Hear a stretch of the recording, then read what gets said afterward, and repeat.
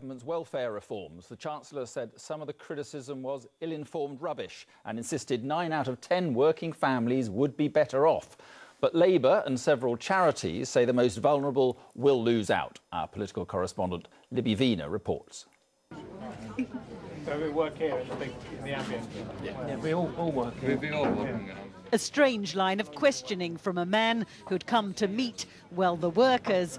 But glad-handing isn't really the Chancellor's strongest suit. Perhaps one reason why he rarely does this kind of thing. Today, though, George Osborne was on a mission, visiting this Morrison's depot in Kent to defend his own record and that of the government by going on the attack over welfare. In recent days, we've heard a lot of, frankly, ill-informed rubbish about these welfare reforms.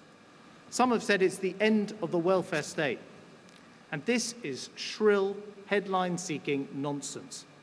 But is it? 250,000 people have now signed a petition demanding his colleague Ian Duncan-Smith accept a challenge to live on £53 a week, made by a radio caller yesterday.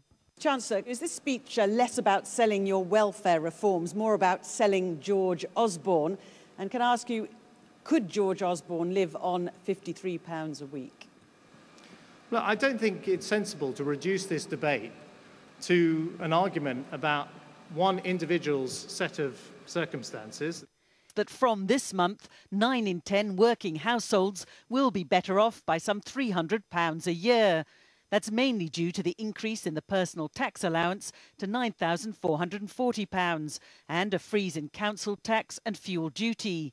But the Independent Institute for Fiscal Studies says that since 2010, the average family is £891 worse off. I'm afraid working families paying more in tax and are worse off, while George Osborne cuts the top rate of tax only for the richest. That's not fair, and that's not working.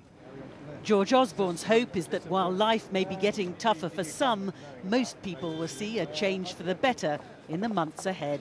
Libby Vina, ITV News, Kent. Lucy Swift, like millions of others, is counting the cost of these benefit changes. She's a single mum who works part-time and says she strives to do her best for her 6-year-old son Mason. Her wages are topped up by benefits, which will be affected by caps and changes, leaving her with less money every week. So hard being a single mum. I'm trying to do the best for both of us. God. And do you feel the politicians are on your side? No. No, it's such a struggle, really. It's a struggle. I'm stressed constantly, and to be able to, I want to treat my little boy, even just a day out somewhere swimming or something, but it's so hard, so hard.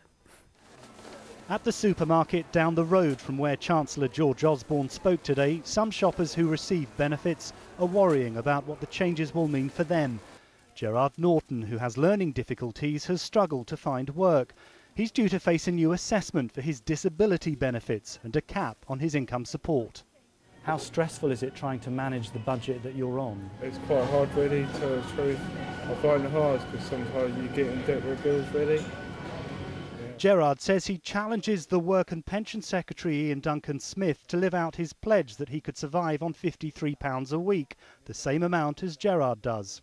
I challenge him to come down to Osborne and to really talk to him about the changes and how's he going to cope with it, kind of stuff. Sittingbourne's unemployment rate is just above the national average. The government insists the changes are fair and vital in making sure the benefit system remains affordable. Neil Connery, ITV News, Sittingbourne.